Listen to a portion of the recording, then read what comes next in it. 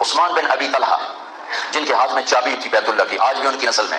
ایک دن آپ نے کہا بھائی عثمان دروازہ کھول دو، میں بیت اللہ میں اندر جانا چاہتا ہوں. بجاؤ تیرے لیے دروازہ کھولوں گا.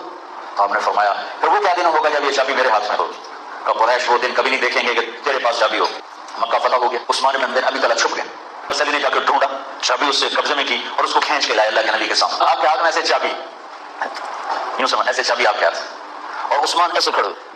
آپ نے کہا عثمان، وہ اوپر ہی نہیں دیکھ رہے. عثمان یہ کیا ہے؟